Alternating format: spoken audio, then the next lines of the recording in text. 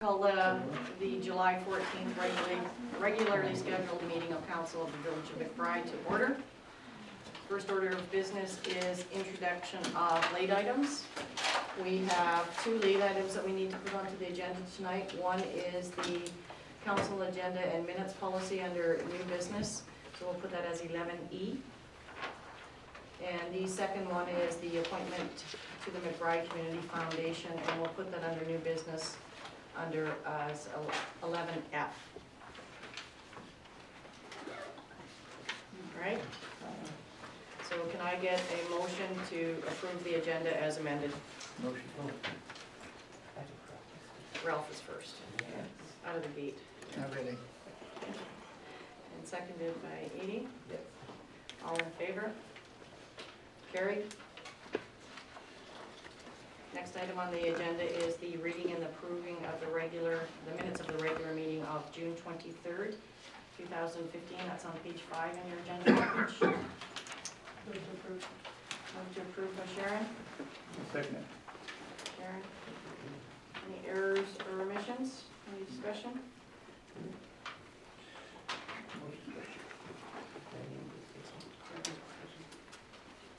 Hearing none, call the question. All in favor? Carried. The next item on the agenda is the reading and approving of the minutes of the special meeting of June 29th, 2015, page 9 on your agenda. Move to approve by Sharon. Seconded by Edie. Any errors or omissions? Hearing none, call question. All in favor? Carried. Alright, so just put my glasses on at some point here. Okay, a motion that the minutes of the next one is the reading and approving of the July 9th in-camera meeting on page 12 in your agenda package.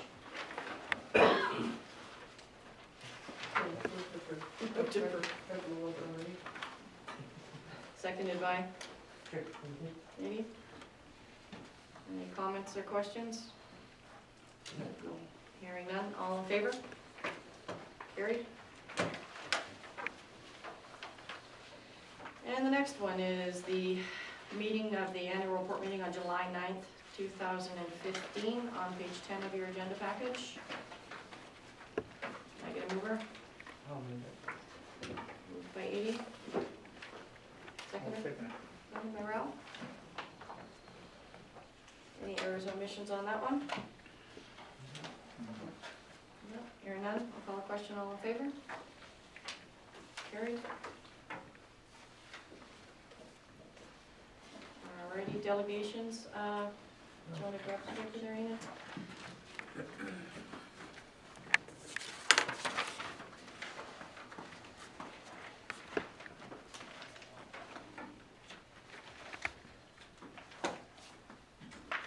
Al, you want to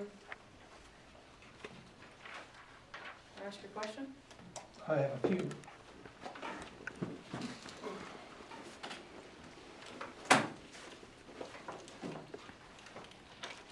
I had submitted 4 different separate letters to the village council, mayor and council, back in mid-June, following an issue that I had with regards to a fire and safety inspection of the building. I see that in the agenda the responses were there, but the initial letters were not there. Would you rather I sit down? I feel Oh, fine.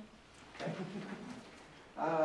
So I have a couple of questions relative to the responses I received, but I think in order for clarity, I need to read the initial letter and the response you sent in order to understand the question.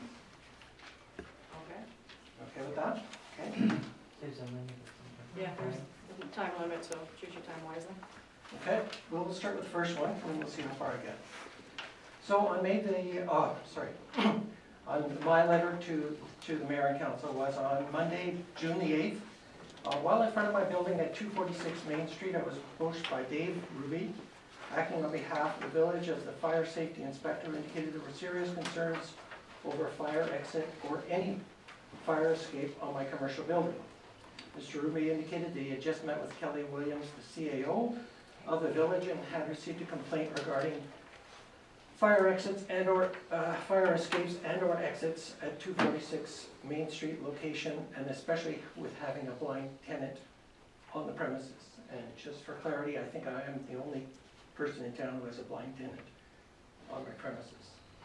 Mr. Ruby was immediately shown the fire exits to the apartment building, which were recently built in August last year. Fire stairs at the rear of the building. As I did not have keys to the residential space with me, retail space with me and to my tenants, we agreed to meet on Thursday morning late to view the remainder of the building.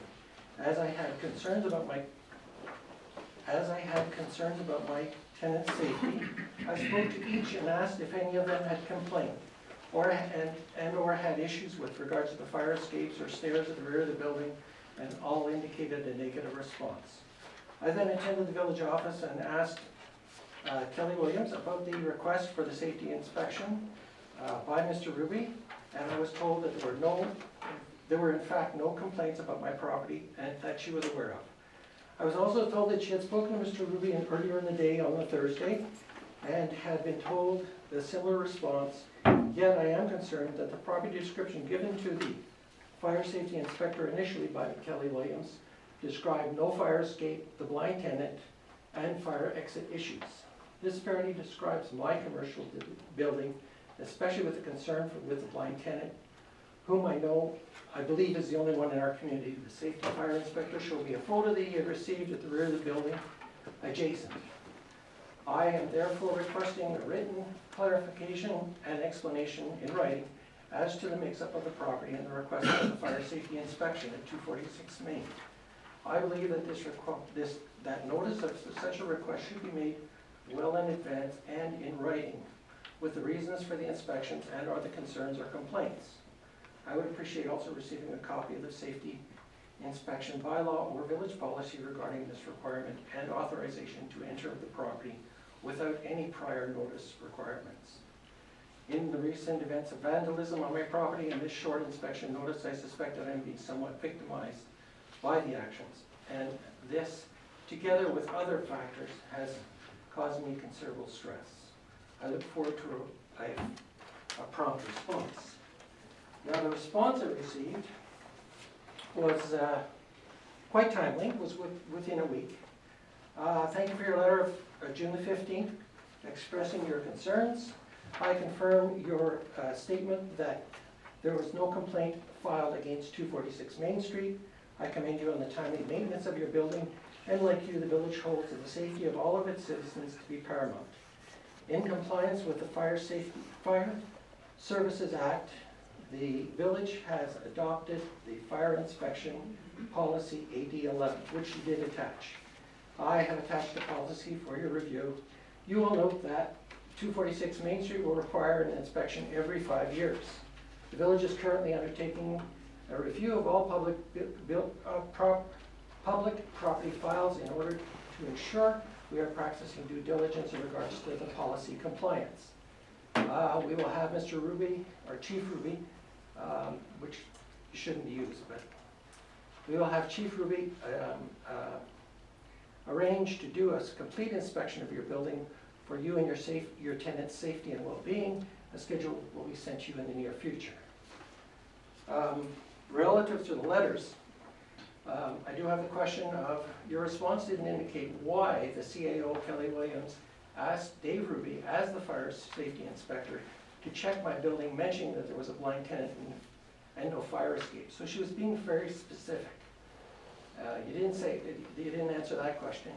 And also, don't you think it might be appropriate for a property owner to be aware of the checklist that's going to be used in the future, and also that appropriate time for arranging an appointment to see the property as well would be timely. So I'm looking for an answer as to why one day you asked Dave Ruby as the fire safety inspector to go to my place, my commercial property in town, and 2 days later, no, there's no issue. I don't believe that he was asked to go to your property. He was asked to start the process of adhering to the bylaw because we have liabilities if we don't do so. So I don't believe that Mr. Ruby was asked to go to your property specifically. I believe he chose your property specifically for some reason. Maybe he started on that end of town. Okay, well, he's not here to say yes or no to that statement, but in my conversations with him, he was very specific that he said that there was concerns that because I had a tenant who was blind in my building, that there should be proper fire exits, and also that there was no fire escape in the back, which there is. I don't get what that has to do with us telling him to go there first. Well, that's why did you tell him to go there first then? We didn't tell him to go Well, there first. but the property was identified as my property. And that's why when he was driving down the street, he saw me outside, he said, well, you wanna do it now, we can do it right now. Well, then that was his choice, that wasn't our choice. But that was the indications that the CAO gave to him as far as what property I'm they sorry, were concerned about. that's incorrect. He was not given a specific person or place or anything, just we have to comply with these bylaws, and who he chose to go to first was his choice and not staff's choice. So you weren't singled out or victimized. Kelly? Excuse me, guys. There was concern and a complaint registered not against your property, Al. It was about a property adjacent to yours. I did talk to Mr. Ruby about that. And there was concerns that if it should, God forbid, catch on fire, that the whole block could go up. And it had nothing to do with your property. There has never been a complaint lodged about your property that I am aware of, that I could find even in the folio from past. Well, I know you told me that there was no complaint filed, Yeah. but I gotta kinda wonder, Okay, like, so what I'm telling you is the property that did receive a complaint, and I won't go into names of it, is adjacent to your property. yeah, I know. Yeah.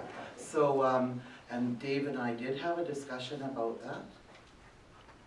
And the other concern was that should it spread, not only is your property there, there's Home Hardware with flammable substances and stuff in it. But that was the conversation we had. Okay. So I hope that gives you some clarity. Not really. That's unfortunate. Okay, so my second letter was regarding the local economic development. As a commercial property owner in the village of McBride, I wish to express my concern about the status of the economic development for McBride and the surrounding area. With the departure of the economic development officer from the village in early March this year, this important position has now been left vacant. Who is presently addressing and responding to any business or other interests, whether commercial or industrial in nature? How are you, the leaders of our community, addressing this void?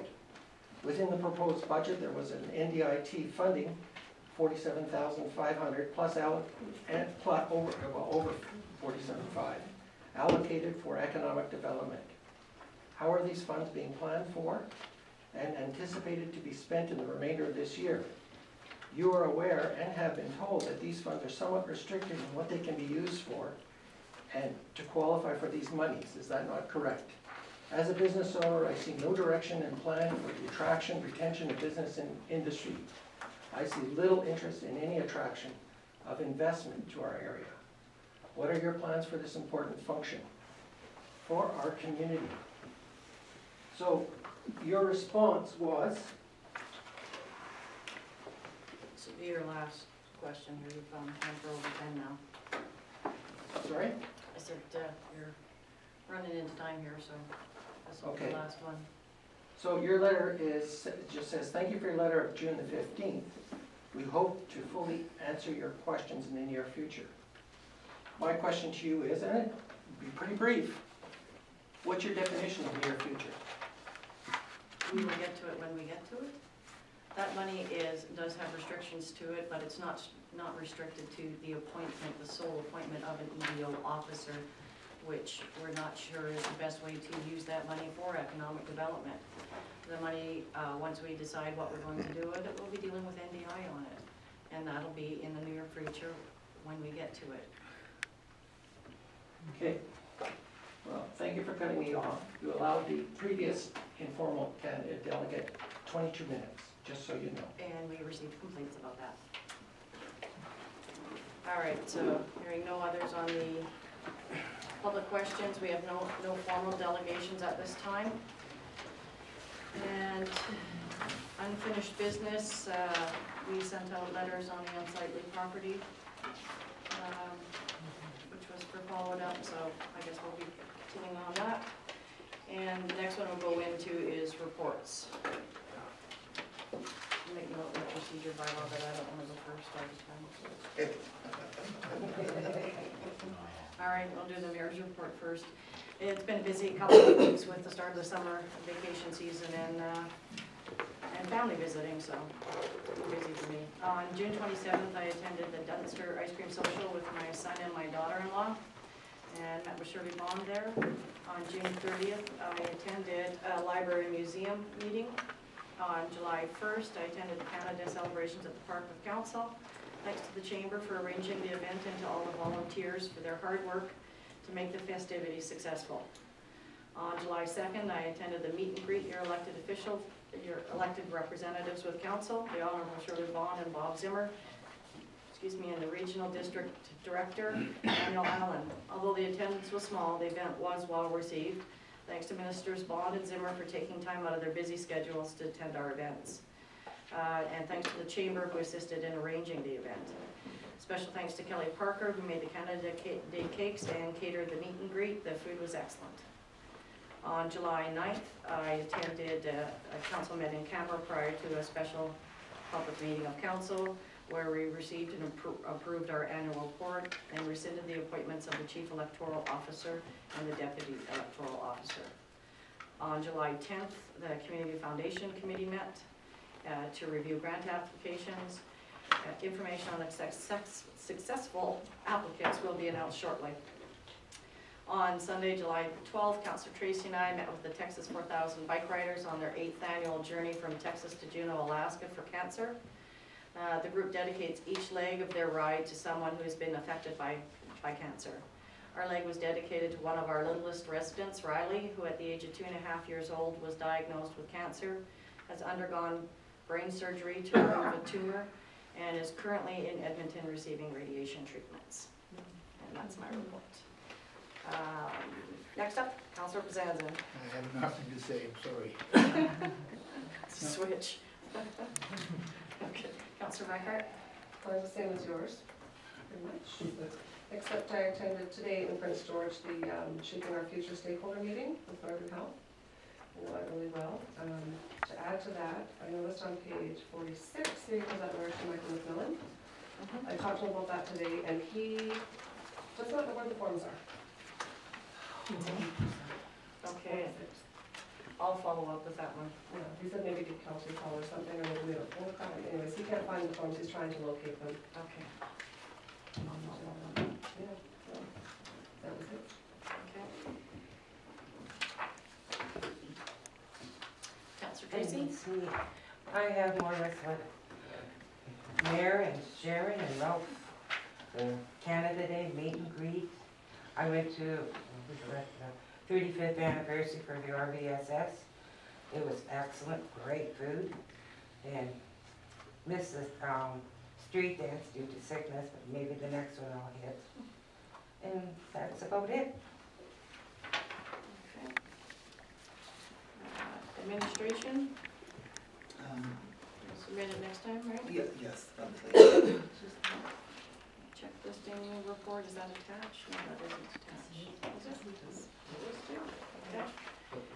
And I didn't actually write that one down. Public Works, we have an update from Travis and all the stuff they're doing there. And nothing from the fire chief, police chiefs, or the community forest at this time. And we have an attachment from the McBride Chamber of Commerce as well. So can I get a motion to receive the reports for information, please? Motion by Edie, seconded by Sharon. All in favor? Carried. All right, so now we'll move on to correspondence. We have listed for information only several items there. The first one on page 23 is the Ancient Forest Trail Report by D. King. And I would like to, it's a good report. They're actually going for international certification, so that's awesome. But they have at the very end of it that they'd like to make a presentation about the park proposal to the village council sometime in the coming weeks and months. So I'd like to, I don't need a motion to have you, have administration contact Dave King and arrange for their group to come and present to council.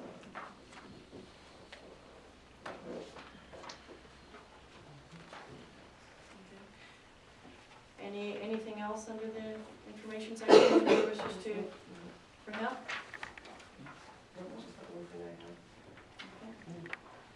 have. Outgoing, we have the Northern Health, 4 letters down in Frederick, McBride, World Purple from last time, and the Youth Chair Committee for Jen Quam.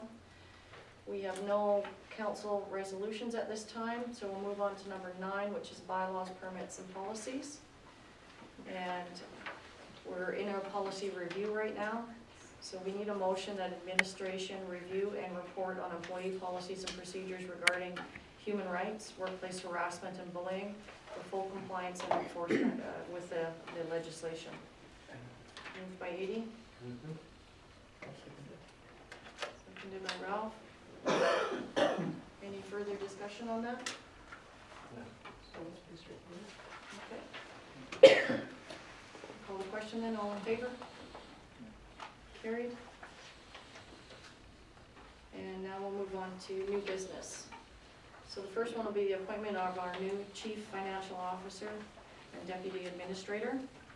In accordance with Section 149 and 147 pursuant to Section 154 of the Community Charter, Council hereby appoints Ms. Enid Kerr as the Chief Financial Officer and Deputy Administrator. So can I get a motion? Moved by Edie, seconded by Ralph. All in favor? Carried.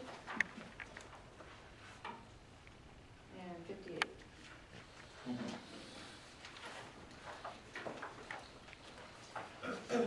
I, Enid Keir, having been appointed to the Chief Financial Officer for the municipality of Village of McBride, do hereby promise and swear I will faithfully, honestly, and impartially, to the best of my knowledge and ability, execute the powers, duties, and functions of my office.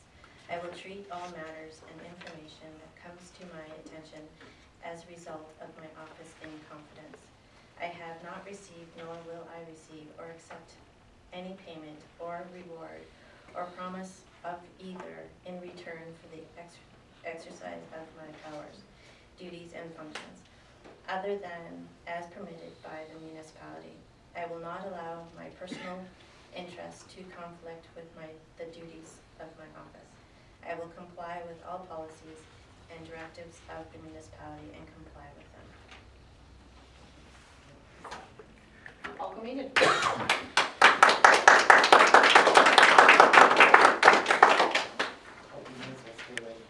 Yeah, don't go too far. Next item on the agenda is the notice of a by-election for one councillor position. Can I get a motion that in accordance with Section 37(4) of the Local Government Act, council hereby appoints Ms. Enid Keir as the Chief Election Officer? Edie and Sharon? All in favor? Carried?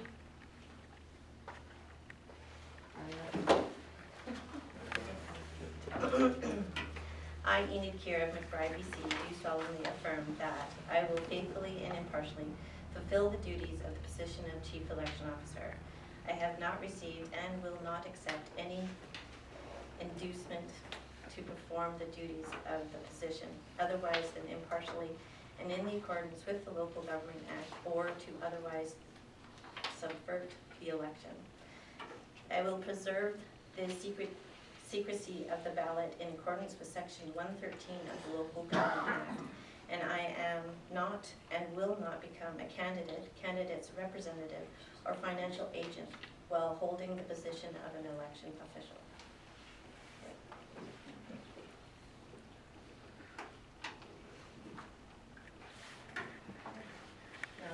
supposed to appoint? No.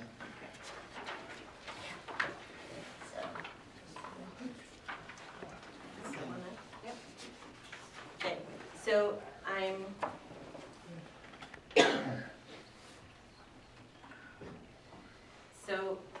in duties of my chief election officer, I am appointing Kelly Williams as the deputy chief election officer in any of my absences. I, Kelly Williams of McBride, BC, do solemnly affirm that I will faithfully and impartially fulfill the duties of the position of Deputy Chief Election Officer. I have not received and will not accept any inducement to perform the duties of the position otherwise than impartially and in accordance with the Local Government Act, or to otherwise subvert the election. I will preserve the secrecy of the ballot in accordance with Section 113 of the Local Government Act. And I am not and will not become a candidate, representative, or financial agent while holding the position of an election official.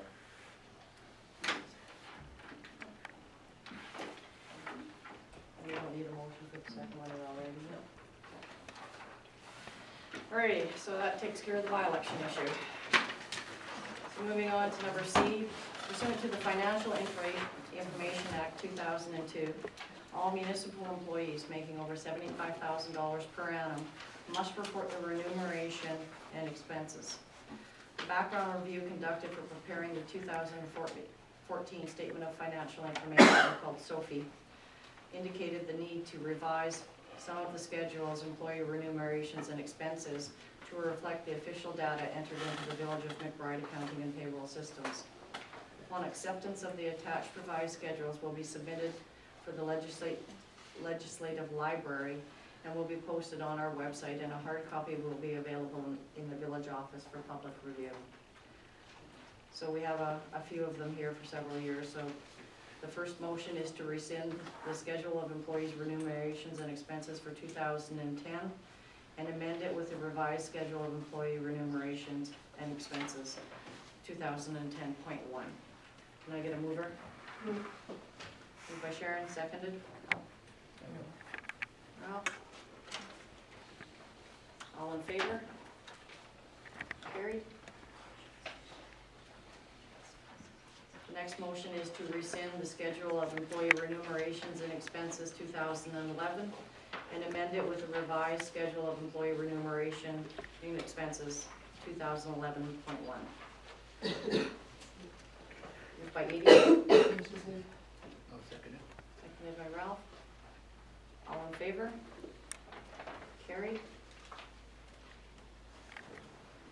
Next motion is to rescind the schedule of employee remunerations and expenses 2012 and amend it with a revised schedule of employee remunerations and expenses 2012.1. By Edie. Seconded by Sharon. All in favor? Carried. The next motion is to rescind the schedule of employee remunerations and expenses 2013 and amend it with a revised schedule of employee remunerations and expenses 2013.1. Moved by Edie, I'll second it. seconded by Ralph. All in favor? Carried. This next one we'll have to renumber D. We have two Cs. Yeah. Okay, so this is the Village of McBride's Business Facade Improvement Program. We have an application from the McBride Realty Center Limited on page 69 of your packages. The report to council giving the background information on the facade improvement program and our Karen's recommendation to approve the application from Roger Peterson of the McBride Realty Center Limited. So can I get a motion that council receive the business facade improvement application from the McBride Realty Center Limited and approve a maximum grant of $4,000 to McBride Realty Center Limited improvement project? Moved by Sharon. Second. Edie. All in favor? Carried. So far recently NGI is gonna extend that to a 2-year, giving municipalities more time to deal with the program. There's no like deadline or anything when you have an application in? No, I don't believe there really is. It's as they agreed to do it. And we had 20,000 in total Yeah, for 1 year. right. Yeah. But like, what is that 1 year, from what date to what date? I'm not too sure, actually, Sharon, if it runs a calendar year, because it was just approved not too long ago. Right. So the next item on our agenda is one of the late items, and that's the council agenda and minutes policy. You have a copy of the new policy that has been amended. This one is to facilitate effective public access to business by council agendas and agenda material. We have found that with this council, they used to be available on Friday afternoons, and we tend to work on it over the weekend. The community charter only requires 24 hours notice prior to a meeting, so agendas will be posted as of the Monday with the meeting falling on the Tuesday. That's basically what this revision is. So can I get a motion that council approve the amended council agenda and minutes policy number AD01 as submitted? Motion. Motion by Ralph, seconded by Edie. Yes. Any questions? No. Okay. It's hard for me to have it all done by Thursday afternoon, because I'm usually doing stuff right through, right? So I can't have everything in by Thursday. Well, we can give us a bit more time Yeah. next time. Alrighty, call the question then, all in favor? Carried. And then the last item of business that we have is the McBride Community Foundation appointment. Recently, we had Mary Hooker resign, so I would like a motion that council approve the appointment of Shelley Ryan to the McBride Community Foundation Committee. Edie? Second. Seconded by Ralph. All in favor? Carried. Alright. And last thing on the docket is motion to adjourn. Oh, right, sorry guys, I do have an announcement. On page 54 of the agenda package is a copy of the draft Board of Variance bylaw, number 758, 2015. For your review. This bylaw will be coming up for reading, so this is your opportunity to read it and comment on it. And I think we're going to arrange to have Bob Lefleur go over it with us. And then the other thing that has come up today is BC Hydro has scheduled a 2-hour emergency power outage for Wednesday, July 15th from 9 a.m. to 11 a.m. The outage will affect 106 customers located along Highway 16 between Johnson Road and I have no idea how to pronounce them. Aspinall Road? Alspa Road, and all the side roads in between. Brown Road customers will be on as well.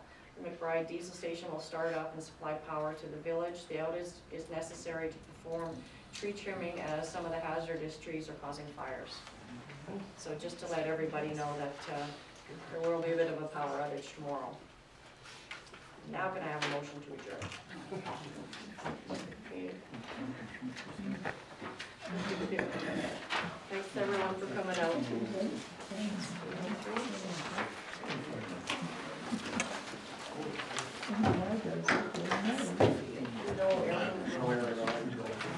Yeah.